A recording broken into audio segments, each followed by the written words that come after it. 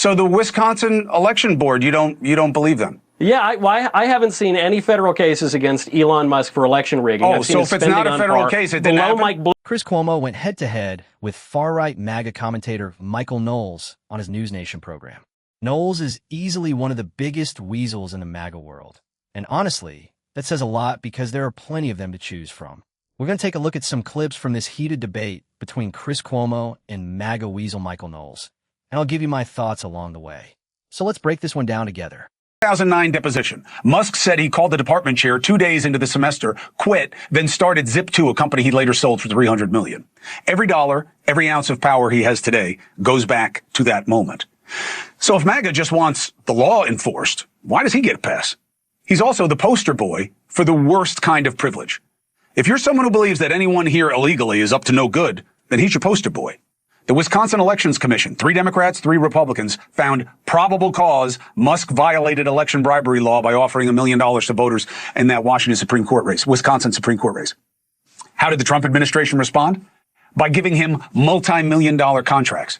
How did he respond to those contracts? By pledging to give over $100 million to Republicans the next day. But it doesn't end there. Don't forget Doge.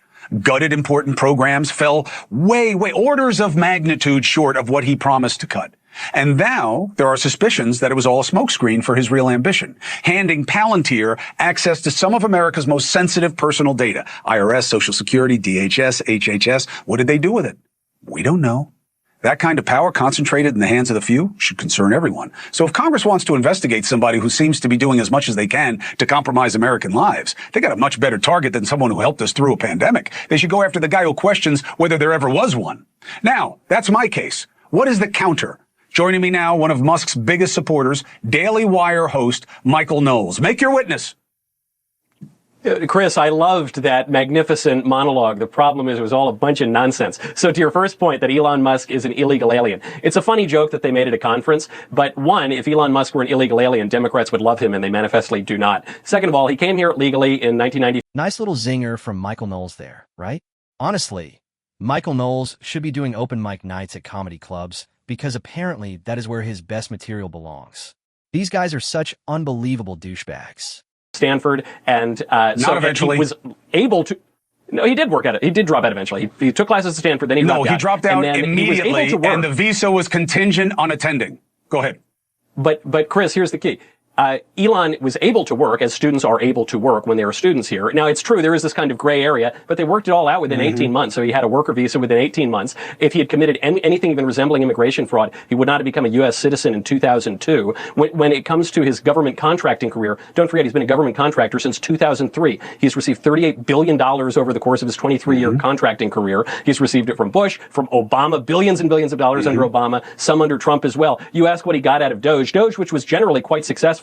It was roughly as successful as Al Gore's very similar program, roughly as successful as the Grace Commission under President Reagan, which was also run by a guy in the private sector. But regardless, what did he get out of those HHS files? I'll give you an answer. He found out that there was $14 billion annually in Medicaid fraud.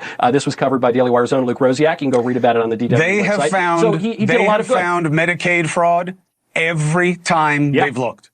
Anyone who looks finds that you guys are not special. What is special is what he did with Palantir and opening up those databases. What is special is that it's the first time an amount of savings was predicted and promised, and you came nowhere close to it. The impact of those cuts, we'll see. But this guy just rigged the elections. He worked the immigration system. That's why he got through it, because he fraudulently got his way through. Chris, how did he rig the election? You don't hear what the I thought we're not election deniers. Wisconsin election. So the Wisconsin election board, you don't believe them?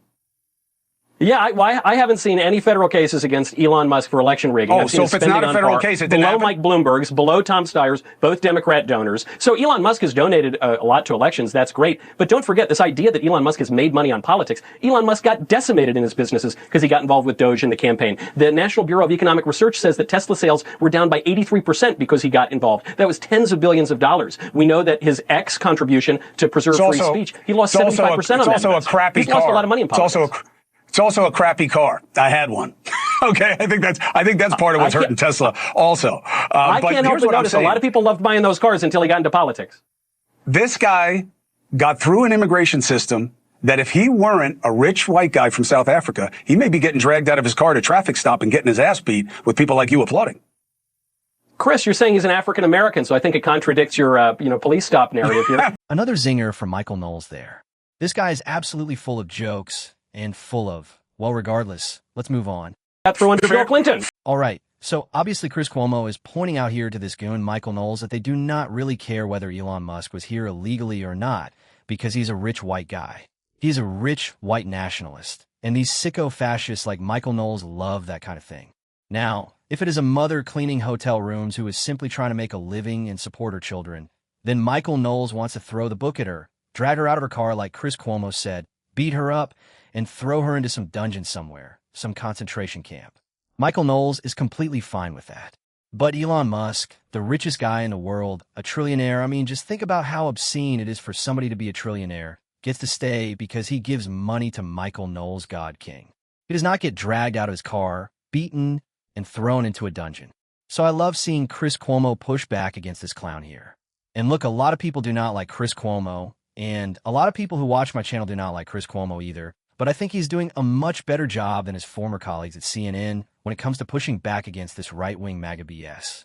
And what Chris Cuomo does not really point out here is that with Doge, he talks about it not being particularly successful, but Doge was successful in the sense that the Trump administration and these right-wingers were able to cut programs they dislike, such as USAID, which actually helps human beings around the world. And Michael Knowles does not want anyone receiving government handouts, unless it is Elon Musk or somebody like Elon Musk. Michael Knowles even gleefully mentions to Chris Cuomo the billions of dollars in contracts Elon Musk has received. You know, the guy who supposedly pulled himself up by his bootstraps, this great industrialist and capitalist, somehow still needs billions of dollars in government money to make even more money. These guys like Michael Knowles are supposedly against that kind of thing. But of course, the rules are completely different for rich white nationalists than they are for brown or black people who are simply trying to make a living in the United States. So this gives you a pretty good glimpse into what a weasel Michael Knowles is and what a complete scumbag he is. I'm glad that Chris Cuomo pushed back to some extent. I just wish he would push back harder and stop being so friendly with these guys, but I guess we get what we get. Anyway, let me know in the comments what you think about all of this. Do you think it is perfectly fine that Elon Musk has never faced any consequences for potentially being here illegally? Or do you agree with Michael Knowles that Elon Musk should not be treated differently from anyone else here in America? Let me know what you think about this discussion and debate between Michael Knowles and Chris Cuomo.